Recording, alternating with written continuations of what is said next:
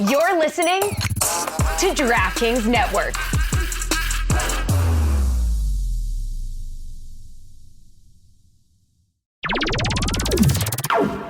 I am going to try to explain to you the sound that Stugotz just made trying to clear the weekend from his throat. Oof. He came in and I said to him, "How are you doing?" And he belched at me, "I don't know."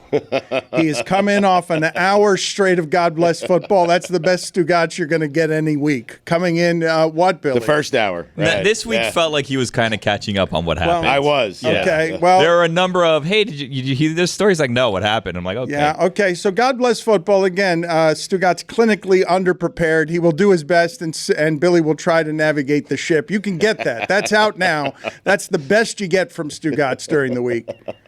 Well, thank you. I need to talk to Lucy for a second. She is outside. I'll get to her in just a second because she continues to weep at sporting events.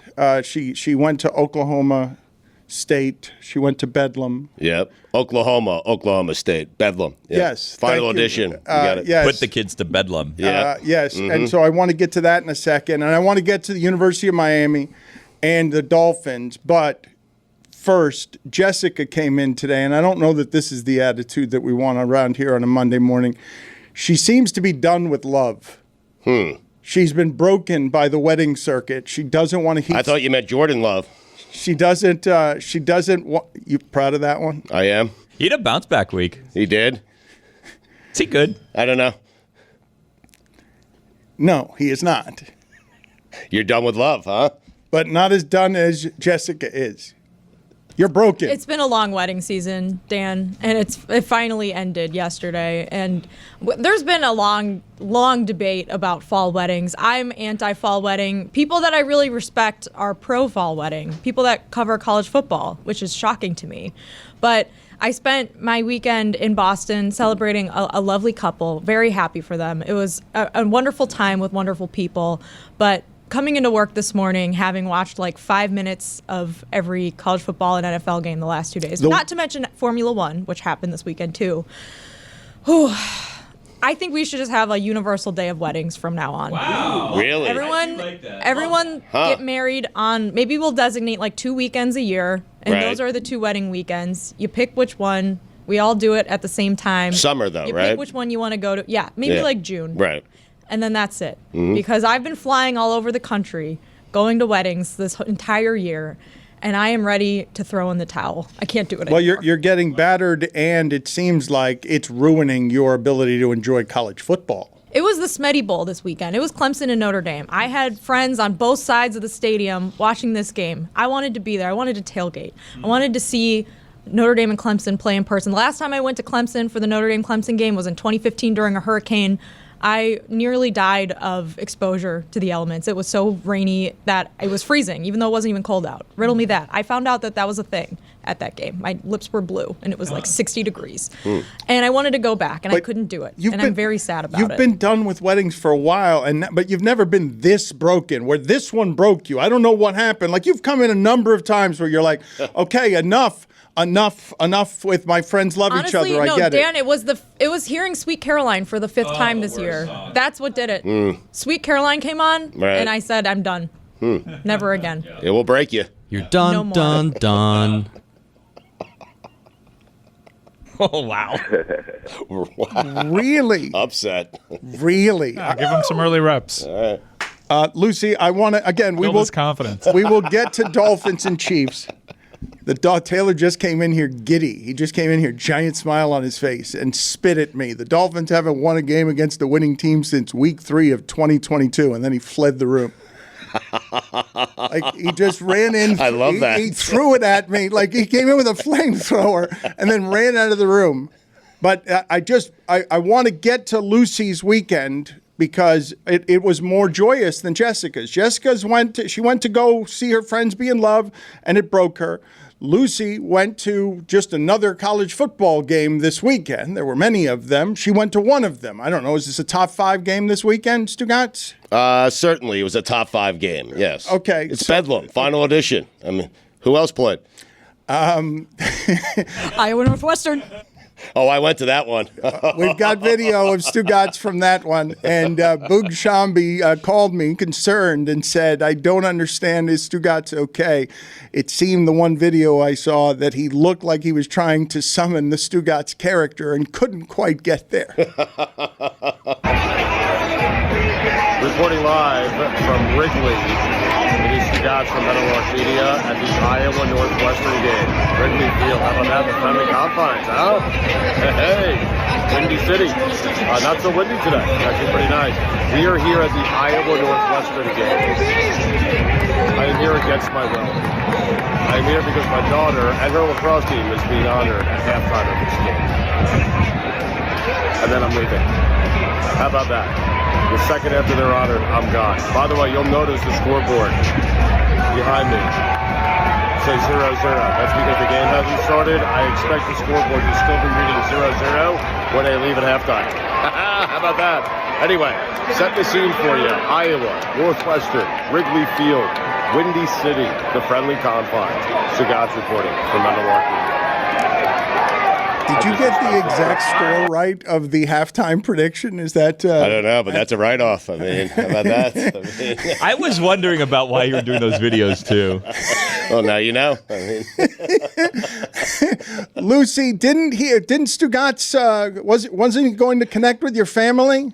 Yeah, that didn't happen. My Didn't dad, happen. I told my dad ahead of time. I was like, "Hey, I'll link you up with Stugotz. You guys, you can try to meet. It probably won't happen." And my dad was like, "I'm not expecting it to." So he texted me at Bedlam, or while I was at Bedlam, and was like, "Hey, a lot of people keep leaving. The seats around us are open. We have Fireball. Here's a picture of our tickets. Send it to Stugotz and see if he wants to come sit with us." I sent it to Stugotz immediately. He's like, "I'm leaving. I'm not going to be here." I mean, your dad wanted me to get closer to the action or That's lack of fair. action. Yes.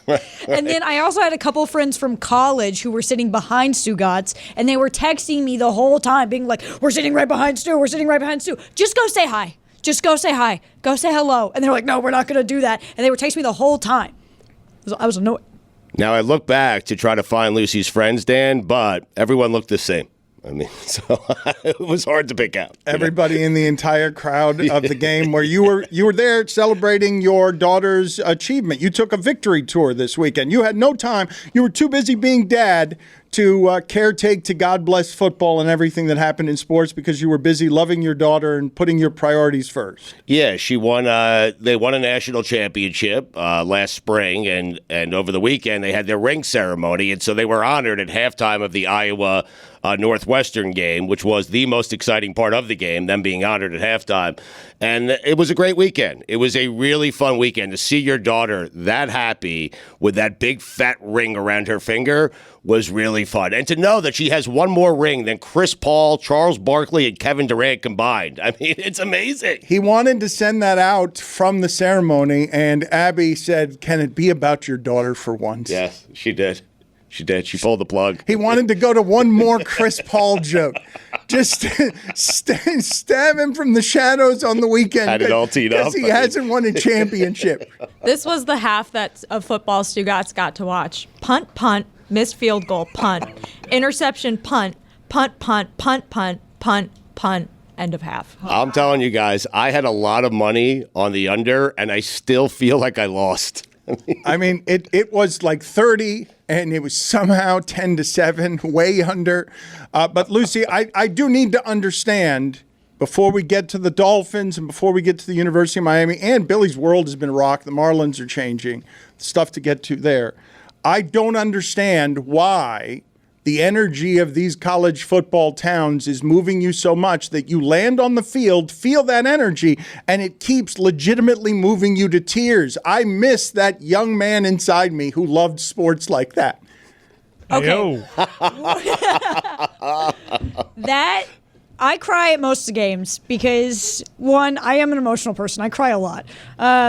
it's very cool to be there. And that's part of the reason I'm crying. Like, wow, I'm so grateful. This is so amazing. But Bedlam specifically, that was probably the most emotional I've ever felt, because you could just feel it, that everyone there cared so much. And this was so important to them. When we did our interviews before the game, we actually had a really tough time finding like super drunk people, because no one was drinking that much because they wanted to be present for the game. It was just like this insane atmosphere and energy where everyone, it was so important to them. And it was just so special, and it made me cry, and I couldn't stop the whole third quarter. Ridiculous. I just kept It's ridiculous. crying and crying. And they were so happy, and there were so many little Mike Gundys in the crowd. And it was So just, many Mike it Gundys. was so special. And Stillwater is an awesome little college town that is a great stadium. If you're a college football fan, you should put it on your bucket list. It was amazing, and it was I'm about to cry again. It was so special. It is unusual. Mike Ryan was also going to cry this weekend. And Stugotz, I hate to say this because I don't like criticizing the college kids. Right. And now they've changed the money around so they're professionals. But the problem with the University of Miami is their quarterback, and he is lost on confidence, and they're clearly trying to protect and hide him. And his confidence, You can't hide that player. His confidence is shattered, and he has regressed in ways. He's got a ton of time, and he keeps making bad decisions. And Stugotz, I hardly ever do this one, reading body language to see if someone's scared.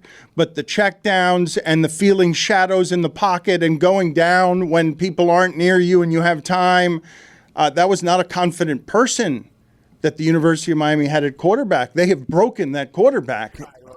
And his last two games, Pro Football Focus say, are the worst of his career. And it's not because he doesn't have time, although NC State did apply more pressure than most. And if I'm looking at that game, I can also say, hey, you're down 10-6. NC State's offense stinks. You cannot allow them to go 97 yards down the field and score on a long play where they don't even have to kick the field goal because your defense breaks down against that offense. A truly terrible, worst in a conference that should be sent out to sea offense.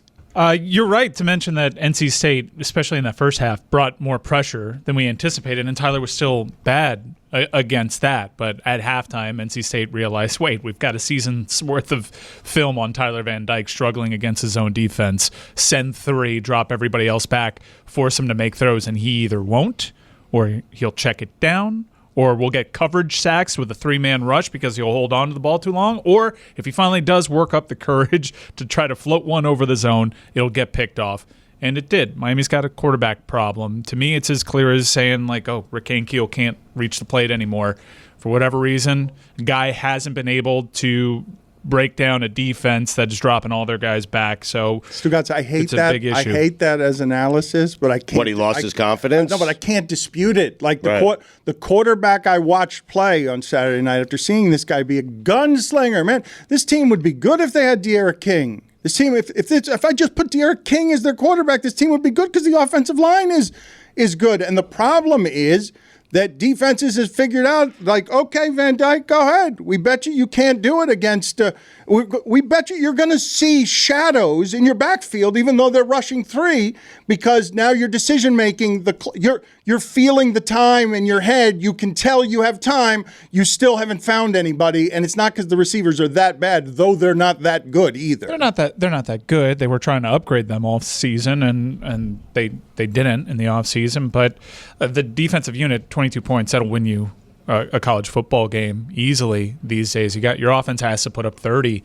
in the modern age, and it looked like Miami finally had that offense in earlier parts of the season. But the more film that Tyler has put out there, the more defenses realize, as we mentioned headed into the game, it was pretty apparent against Georgia Tech. It was apparent against Virginia in their win where they won in spite of their quarterback. He can't read a defense that drops everybody back. It's a huge issue. I think the coaching staff gave Tyler every opportunity to dig himself out of it. They got a pretty big game this weekend, a big one for recruits, and I don't know if Tyler's going to ever throw another pass for the University of Miami ever again. I think right now a change of scenery would benefit both parties. Howdy, everybody. It's Mike Ryan, and it's football season, as you know. I'm sure you're connecting with your buddies right now. Some of them are aggravating you. I know for me, I'm getting a lot of bad trade offers at this time. What cools me down after I run hot after a bad trade offer? I'm sure you guessed it by now. It's Miller Lite. Oh, nothing pairs with football and all things football adjacent quite like my favorite beer on the planet, Miller Lite. Why is it my favorite beer on the planet? Well, at only 96 calories and 3.2 carbs per 12-ounce serving, it's got a smooth taste and a crisp, clean finish. I get all the taste that I crave without the calories. This season, do like I do. Crack open a light beer that hits your taste buds so hard you feel it in your heart. The beer that is basically made for our national obsession, that is football. All things football are great. Why don't you celebrate it with a Miller Lite in your hand? Make it Miller time all season long. Get Miller Lite delivered right to your door. Visit MillerLite.com/Dan, or you can find it pretty much anywhere that sells beer. Celebrate responsibly. Miller Brewing Company, Milwaukee, Wisconsin, 96 calories and 3.2 carbs per 12 ounces. Hey guys, it's Tony. US Cellular is introducing US Mode. It's like airplane mode, but for people. You got that? Cool. It's a way to set up your phone so it doesn't get in the way of people really being with each other. Block distractions and make way for a real connection. Give it a try. Visit US Cellular in-store or online, and they'll help set up your phone to US Mode. For free. Really, for free. Even if you're not a customer, they'll still do it. That's how good US Cellular is. Built for superior 5G connection and real human connection. US Cellular. Built for us. Find out more at uscellular.com/findus. Don Batard. Shane Battier's gone and Dwayne Wade goes. I'm not sure what's going on with the culture. Sinking ship. Stugotz. They realized Spo's never leaving. You know, I feel like what's his name had a Good Exactly. start. Keep going. Just keep Good. No. fight through it. No, let's just end the segment right Fizdale. there. This is the Don Batard Show with the Stugotz. Mike, in part, isn't that on the coaching staff? What he's going through right now? You could see how they were handling Tyler in a sensitive way. They were trying to hide him Saturday. Like that was a remedial offense. That's Yeah. not how people in the sport are playing offense anymore. I don't have access to the film to Iowa see who was open downfield. I just saw a quarterback that, for whatever reason, was terrified to even take a shot downfield. I don't know how much separation there was. There were a couple replays that were pretty damning for Tyler Van Dyke. How did this happen? I feel like last year we were saying he was going to be a first-round quarterback. Earlier this year. I think headed into last year, everybody was pointing to what is very clearly an outlier of the Rhett Lashley days. You had a hot quarterback that no one had film on, and you now have a large enough sample. When you include the Middle Tennessee State game in there, the quarterback is just limited, and it's not a fit right now. Miami found ways around it, but defenses got clever and figured out how to play Tyler, and I think that they need to make a quarterback change right now because the one thing that is killing this team is the offense. Look, they had a running back that averaged 5 yards per carry there. They have one of the best they have a championship-level offensive line. They have a championship-level defense. The skill positions on the outside need to improve, and the quarterback needs to improve. The good news is Miami is very clearly better than last year, and you know where the problems are of concern, and you can fix that in today's day and age pretty quickly in the transfer portal.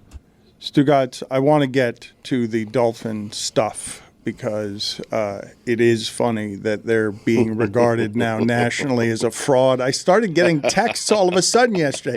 Chris Long emerged. Chris Long, Really? who has bet this show that he will get a Tua tattoo if they ever win the Super Bowl. A because tattoo? He believes that all of the Dolphin things are fraudulent.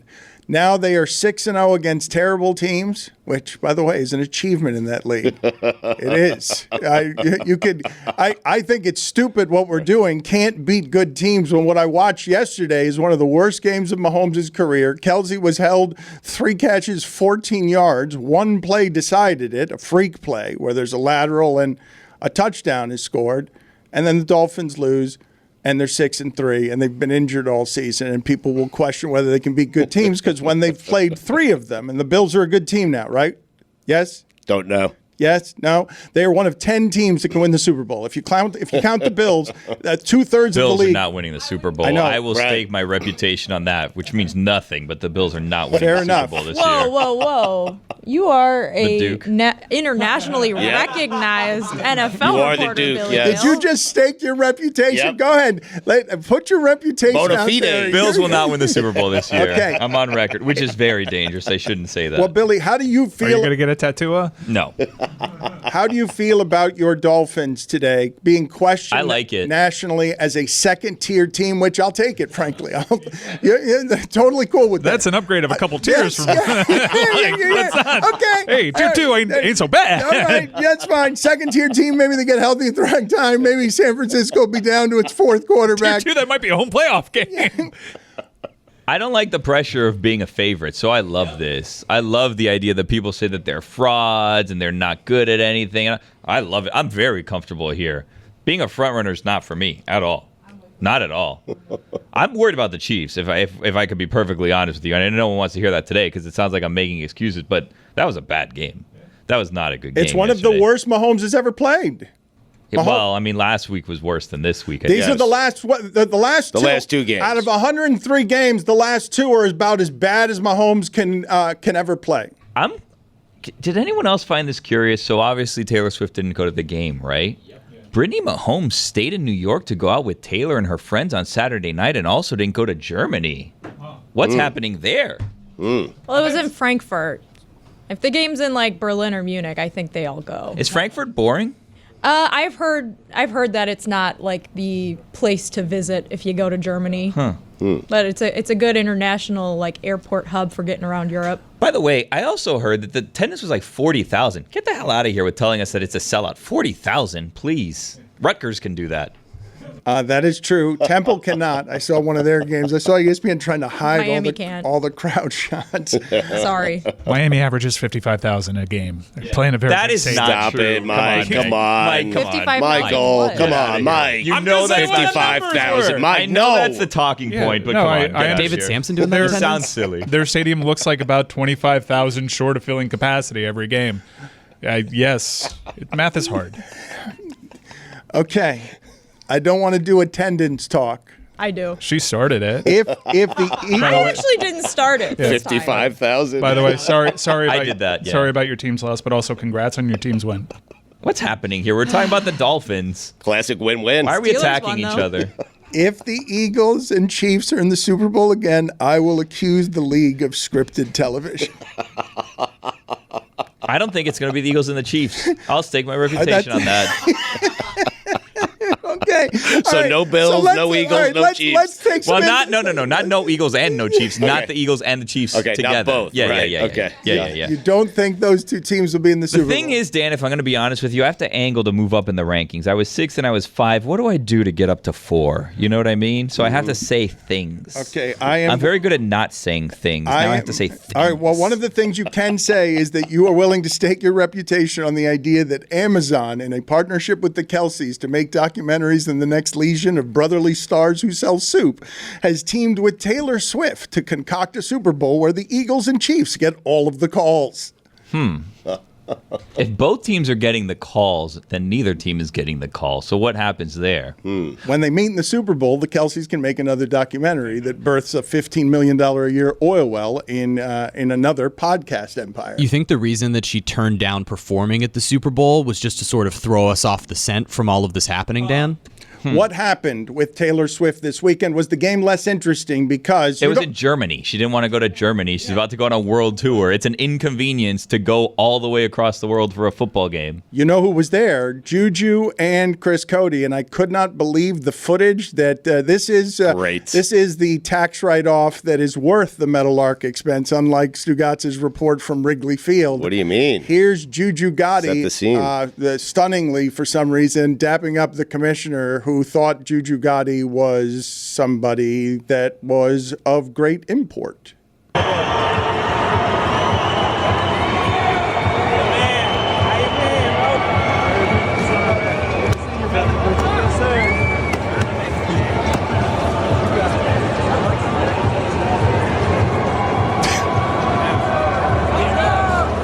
Big Raj know what's going on, man. I've Me and Ross went to school together. You feel me?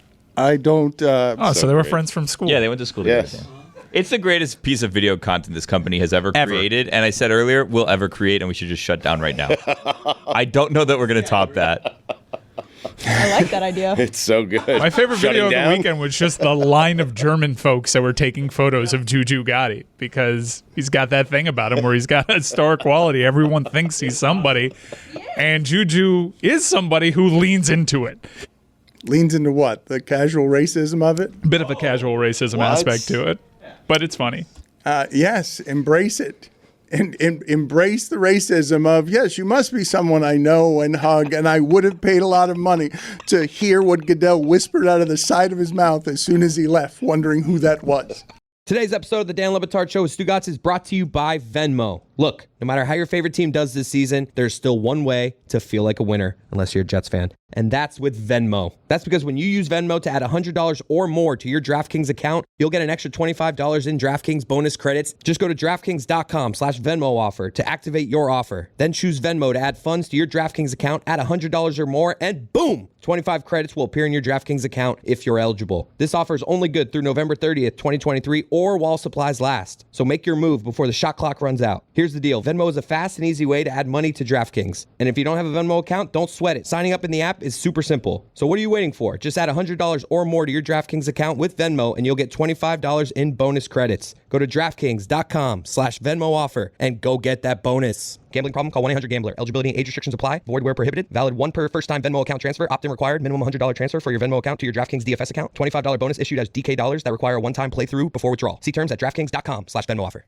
Dan Le Batard. I don't want to be too extreme on this, but he failed America. Stugotz. Okay, very good. This is the Dan Le Batard Show with the Stugotz.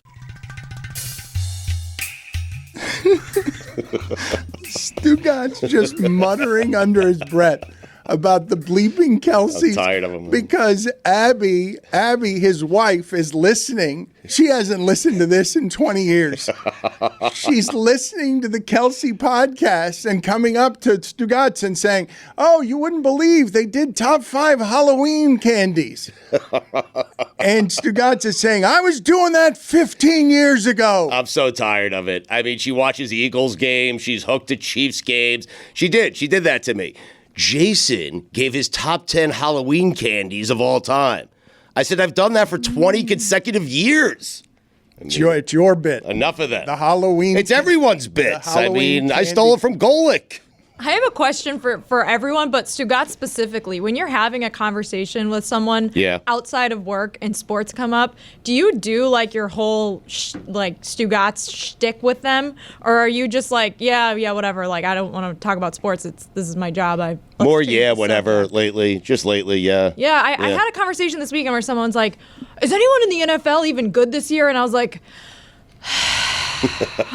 let me put on my podcaster hat and answer that. Not now. One of the things I did love about yesterday, so you get the 9:30 game, you kind of know both those teams are good. They somehow both underachieve for you, and one of them goes to 7-2, the other goes to 6-3. The Chiefs are really good at defense now. Mahomes has not had that kind of defense before, and he hasn't had to carry them, and they're still very good, obviously. Defenses are better. Overall, scoring is down in the league, and I think people are complaining, well, there are no good teams because you don't have teams just having these unstoppable offenses like we're used to seeing. Several years of film and brilliant minds who are professionals at stopping offenses are starting to come online and figure out this new age. The thing that I was really interested in yesterday, and it's the magic of that league, Stugotz, because what I'm about to say is kind of amazing because they ratchet up the stakes and people get more and more interested halfway through a season where there are a lot of broken teams, a lot of broken players, a lot of broken quarterbacks. Scott Hansen was screaming during the witching hour because of the excitement of Josh Dobbs and Baker Mayfield and C.J. Stroud and Heineke. So a couple of backup quarterbacks. C.J. Stroud made 6 throws in that game where you're just like, oh, immediately, star. Yep. He's going to be a star for 10 years. If you didn't know it, watching him play the best game I've seen a college player other than Vince Young play in college when he was at Ohio State. This kid is going to be good, obviously, for 10 years because he's super calm and he's playing the position with a proficiency that's crazy. He has 14 touchdowns and 1 interception. He's learned the position, and you trust him to make incredible throws. He made 6 of them and then wins the game at the end. But Hansen is screaming, and it's just a bunch of teams trying to get to 4-4. And it's Josh Dobbs, the third quarterback of the Vikings, because KJ Osborne has been broken in half. Red Zone Channel has to leave, saying we're not going to show that replay. And whoever was the quarterback before Dobbs, Hall?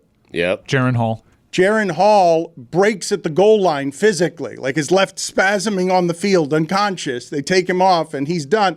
And then Dobbs brings back a team. Don't forget Cam Akers torn Achilles in there, too. Mm-hmm. Dobbs doesn't know the names of his teammates. He's making up the plays in the huddle, and it's the most Falcons thing ever to lose to that.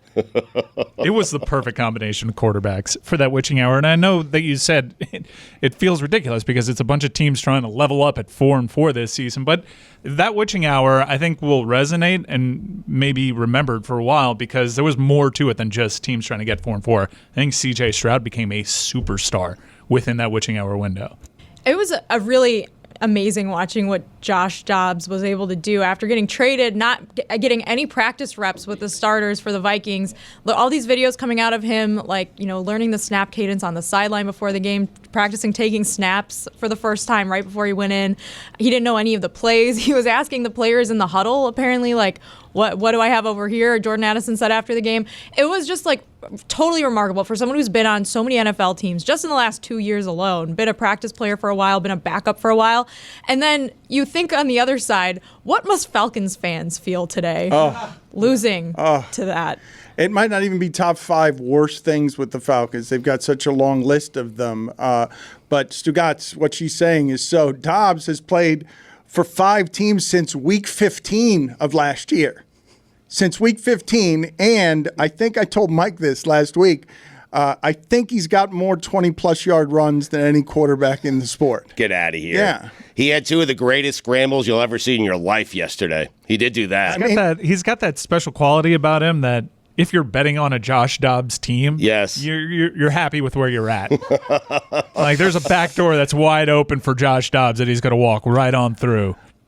Regardless. He's right about that, Dan, because I bet that game. I had the Falcons thinking I was betting against Jalen Hall, whatever his name is, and then all of a sudden I'm betting against Josh Dobbs, and no one wants to bet against Josh Dobbs. Nobody. Put it on the poll, please, Juju, when you get back from dapping up the commissioner at Batard Show. Does anyone want it? What's the bet? Does anyone want to bet? Does anyone dare to bet against Josh Dobbs? Don't do it. He was like an aerospace engineering major at Tennessee. Like he's very smart. Like he could be working for NASA right now. And instead he's like kept playing in the NFL. And now I'm just happy for him. He got a bit of a payoff yesterday coming in after being traded and winning. I know he won a game with the Cardinals earlier this season as a starter, but I was very happy to see him get some credit for putting together what must have been impossible circumstances as a quarterback. The Cardinals miss him terribly, Stugotz. This is obviously happening in the league where you've got the Cardinals had 50 yards yesterday, totally incompetent. The Browns have what is obviously a championship defense. They got a lot of guaranteed money in a quarter. It was 50 yards. I know. Isn't it hilarious that Deshaun Watson's shoulder only feels good against the Titans and Cardinals? It's like, who are we playing? So they're close. They're close. Good, they're coach. close to being in the second tier. They're so close. If they'd won at Seattle, they'd be in the second tier. But then Baltimore knocks down Detroit and Seattle, where they're like, you're okay, but just steamrolls them. And Lamar Jackson, who is going to be traded last offseason, is the MVP of the league again, and is playing more amazing than he ever has. And they lost to the Colts. When people say Dolphins beat a good team, they didn't. The Dolphins didn't lose to whatever the equivalent of the Colts is. They haven't yet. The Dolphins could be 4-5. They could be. Like that. They're not. They're 6-3, and everyone's getting on them today, and I don't care because I'm telling you right now. Look at that schedule. Yes. The Dolphins will be 11-3. Yes, or something like that. They something might close lose to that. the Jets, yes. whatever. But they're not going to be any good teams coming up either. So this conversation will continue. Where would the 4 and 5 be if they would have lost to the Chargers and the Patriots? Yeah, like whatever. That if they'd lost to the Chargers and if the Patriots, you remember that last play where you're going a yard one way or the other, Belichick goes for 2, whatever. I'm just saying a couple of things happen in one of these stupid games. Because they have a lot of blowouts too. Like it's not like all their wins are one score. If Denver scored 71, there you go. Right, That's what it was. I don't doubt that the Dolphins are good. That it's an achievement to get to 6-3 when you've been this injured. But Stugotz, I do think this part is fair.